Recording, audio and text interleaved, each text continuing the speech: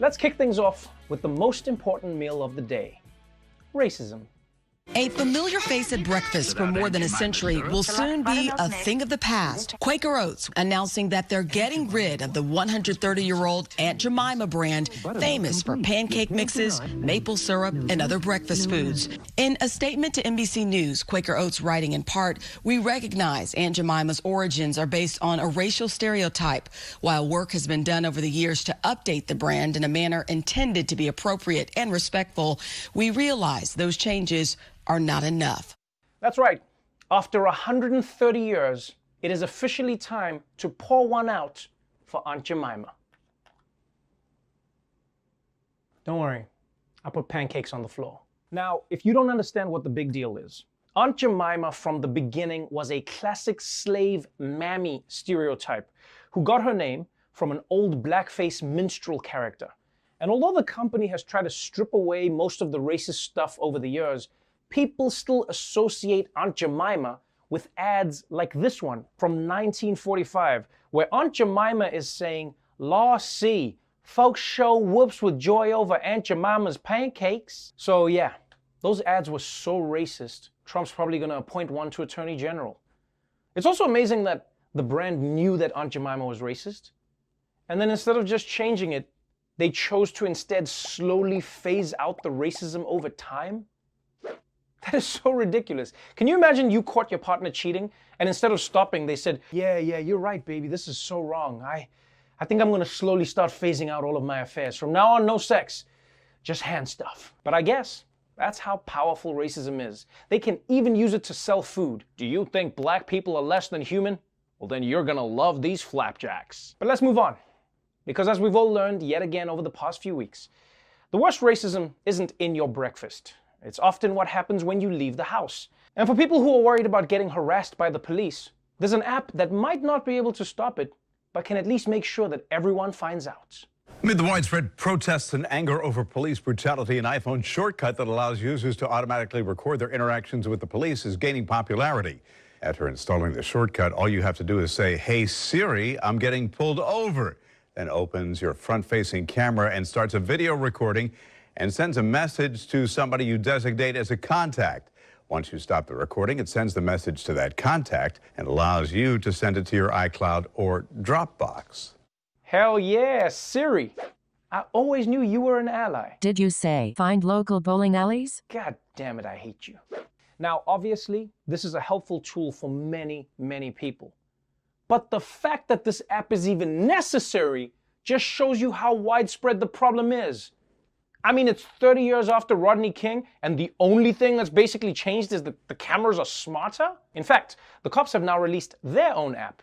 Yeah, when they start to pull over a black person, their body cam automatically malfunctions. In other news, while most of the planet has been focused on fighting racism and coronavirus, deep in the Himalayas, China and India have decided they also want to fight each other. Two nuclear powers are facing off in a remote corner of the Himalayas, and now officials from China and India are scrambling to try to ease tensions. On Monday, soldiers from both countries fought on disputed land, and the Indian side lost around 20 soldiers, and that's prompted anger in several cities.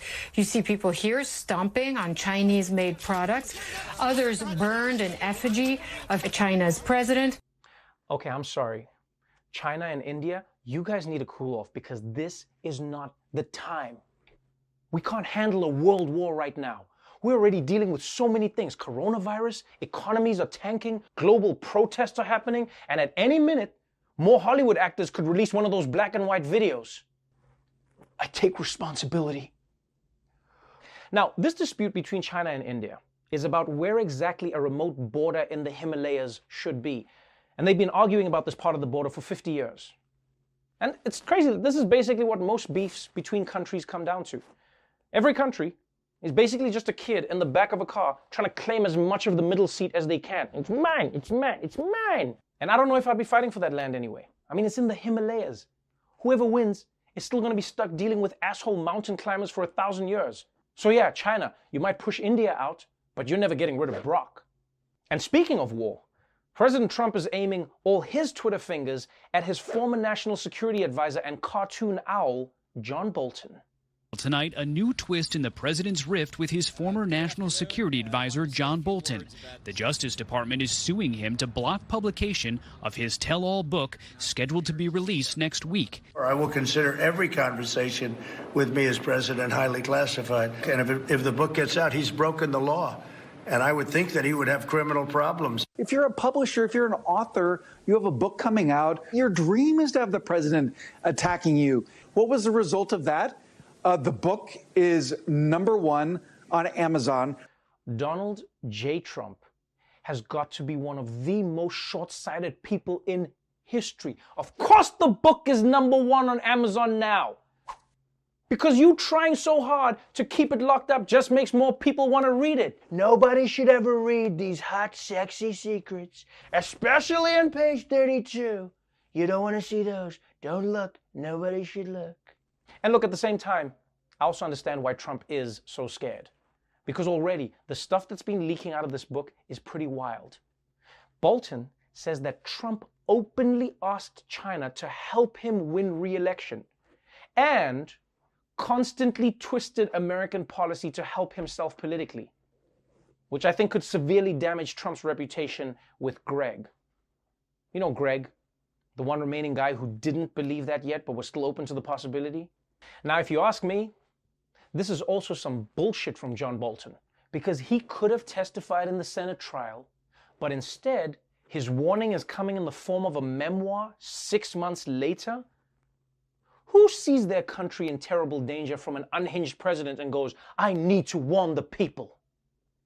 Chapter 1. I was born on a bright autumn day in 1948. And by the way, while Trump is fighting off this book, he's also the subject of another tell-all book by his own niece. Yeah, apparently Trump is considering suing her as well because, like all normal families, his niece signed an NDA in 2001. And I can't even begin to imagine how awkward Thanksgiving is going to be for the Trump family. Can you imagine that vibe? Trump is going to be there like, I'm not sitting next to Mary. Not after what she wrote about me. The other seat is next to Eric. Okay, Mary, let's talk this out. Well, that's our show for tonight. But before we go, The Daily Show and Comedy Central have been donating to 3 groups fighting against police brutality and systemic racism: the NAACP Legal Defense Fund, the Equal Justice Initiative, and the Bail Project. Now, if you would like to chip in, then all you need to do is go to the following link and donate whatever you can.